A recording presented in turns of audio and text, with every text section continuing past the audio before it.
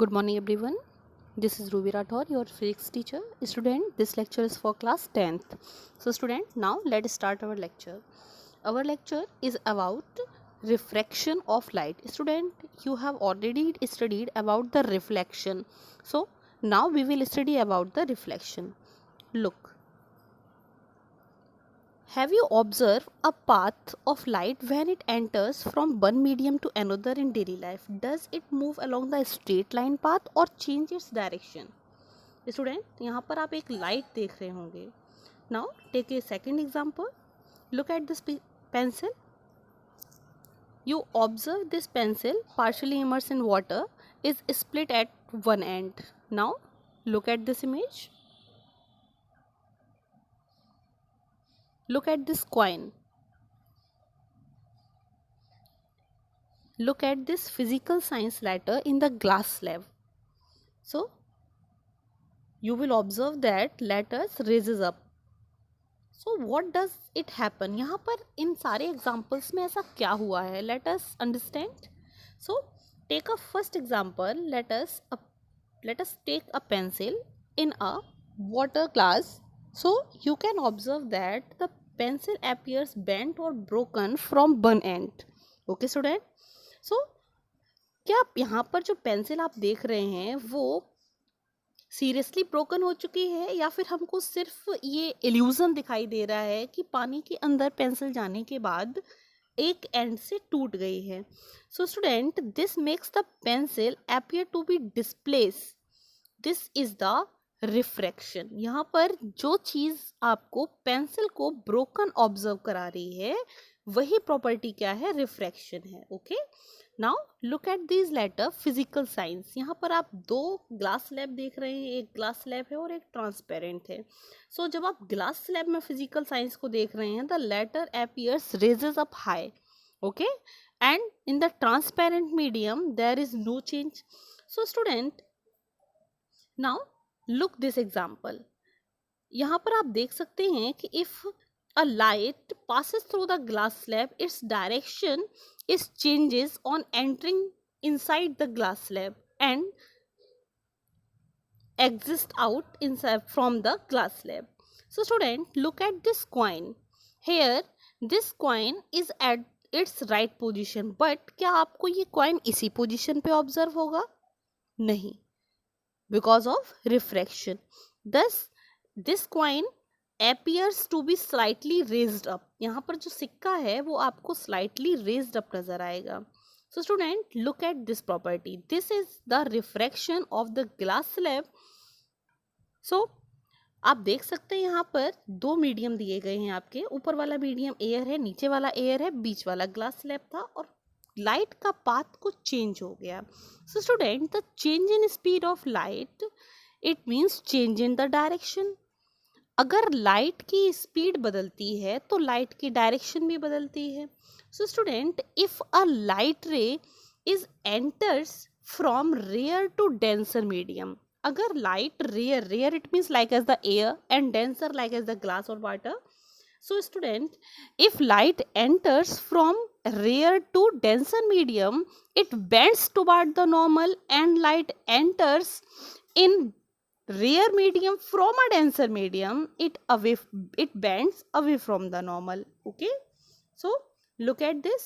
यहाँ पर आप देख सकते हैं कि light falls at the 90 degree, so there is no deviation in the path of light, but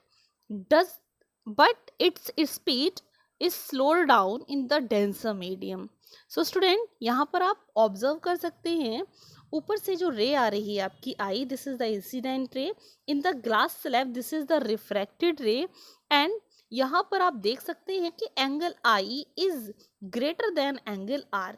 so student, यहाँ पर जो एयर आप लिए हो वो एयर क्या है? रेयर मीडियम है, और जो ग्लास स्लैब है वो क्या है? Denser medium. So air to glass bends toward the normal, glass to air bends away from the normal. Okay, optically rare to optically denser medium bends toward the normal. If a light ray enters from optically rare to optically denser medium, it bends toward the normal, and optically denser to optically rare medium, it bends away from the normal. Okay, मतलब क्या हुआ कि अगर कोई light रे किसी rare medium से denser medium में एंटर करती है तो वो नॉर्मल की ओर झुक जाती है, और अगर डेंसर मीडियम से रेयर मीडियम में जाती है, फॉर एग्जांपल ग्लास से, वाटर से, एयर में जाती है, तो नॉर्मल से दूर हट जाती है। Okay student, so optically denser medium through which light can propagate. Optical का मतलब यहाँ पर ये होता है ऐसा मीडियम जिसमें लाइट प्रोपेगेट कर सके। So student, if refractive medium optically rare,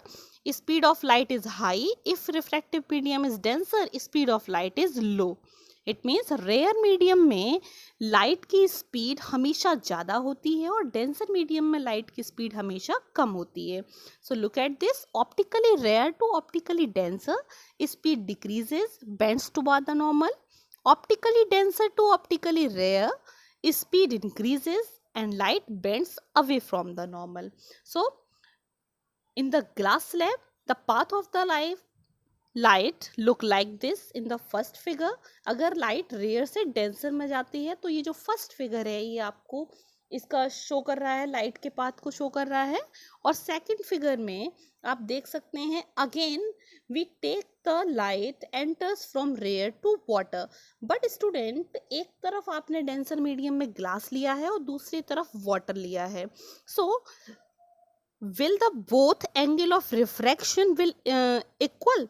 यहाँ पर जो एंगल ऑफ रिफ्रैक्शन है ग्लास स्लैब में और वाटर में, क्या ये दोनों इक्वल होंगे? नहीं student, angle of refraction depends on the density of the medium. It means medium जितना ज़्यादा denser होगा, angle of refraction उतना कम होगा. Okay, so glass is denser than water, so the angle of refraction in glass is less than the angle of refraction in water. Okay student, change in speed of light, change in direction of light. Why student? What is the reason to change in speed of light? Perpendicular ray, no change in the direction of light. So why student? What happens when the light incident on the surface of a transparent object? Student, जब light किसी transparent object पर incident करती है तो क्या होता है? So look at this student, यहाँ पर जब कोई लाइट किसी सरफेस पर लाई करती है, इट पार्शली रिफ्लेक्ट और partially refract. So let us know about the laws of reflection. हम रिफ्लेक्शन के लॉज को स्टडी करने वाले हैं. So student, the angle of incident and angle of reflection are equal. ये आपका था law, first law of reflection. And second law of reflection था incident ray, reflected ray and the normal all lie in the same plane. But what says about the laws of refraction? Laws of refraction क्या कहते हैं student? So change in direction of light as it passes across the boundary of the incident light, it known as the refraction. It means to say that the deviation of light ray, मतलब light ray का अपने path से deviate हो जाना, when it changes its medium, जब ये अपने medium को change करती है, this phenomenon is known as the refraction. Okay student, again now look at the first law of reflection. तो first law of reflection same as the reflection. Now incident ray, reflected ray at the point of incidence all lie in the same plane. So look at this, incident ray, refracted ray and the normal at the point of incident all lie in the same plane. Look at this, यहाँ पर आप देख सकते हो incident ray, interface और normal आपका सब एक ही प्लेन में लाई कर रहा है. So this is the first law of refraction.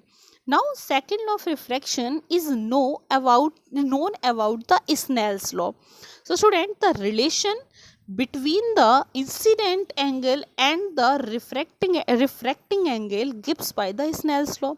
So first you understand the Snell's law, you have to understand the refractive index of the medium.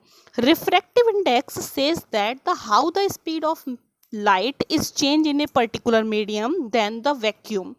It means to say that कि light की speed जितनी vacuum में होती है उससे किसी medium में जब वो एंटर करती है तो उसकी स्पीड में क्या चेंज आता है, it tells about the refractive index. So speed of light in medium 1 to speed of light in medium 2, this ratio is known as the refractive index, and we can say that the ratio of speed of light in vacuum to the speed of light in medium is known as the absolute refractive index. Formula होगा आपका n equals to c upon v. So now understand the Snell's law. You can see that here medium 2 में light enter कर रही है medium 1 से. So refractive index is written by the n21. It means light enters in medium 2 from 1. Okay student, n21 tells us light enters in medium 2 from 1. So the speed of light in incident medium and speed of light in the refractive medium, जिससे light आ रही होती है उसकी speed उस medium में speed ऊपर रहती है और जिस मीडियम में लाइट जाती है उसकी स्पीड नीचे रहती है. So Snell's law equals to the sine i upon sine r. Look at this. Snell's law is equals to the sine i upon sine r equals to the refractive index. Refractive index always be constant. Okay student, this is our Snell's law. Okay,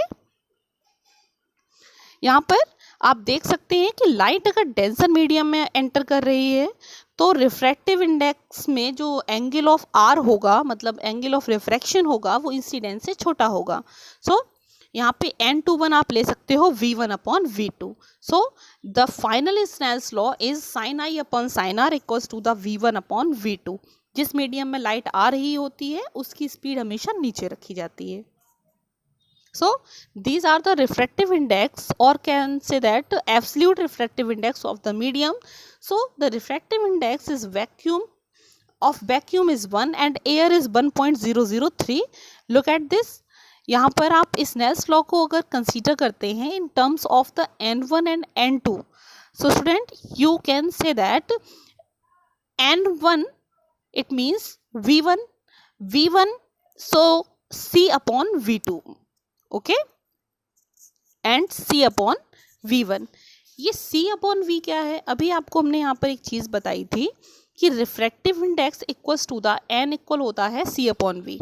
so student यहाँ पर जो refractive index आप लेंगे वो n21 को क्या लेंगे, n2 upon n1 बराबर b1 अपॉन v2. सो n2 को आप लिख सकते हैं c अपॉन v2 और n1 को आप लिख सकते हैं c upon v1. Okay student, c से सी कैंसिल हो जाएगा. देन फाइनल जो आपका रिफ्रैक्टिव इंडेक्स है वो स्पीड के टर्म में निकल के आएगा. सो अगर हमारे पास केवल रिफ्रैक्टिव इंडेक्स के टर्म में वैल्यू होती है तो आप n21 को लिख सकते हो n2 अपॉन n1, और अगर स्पीड होती है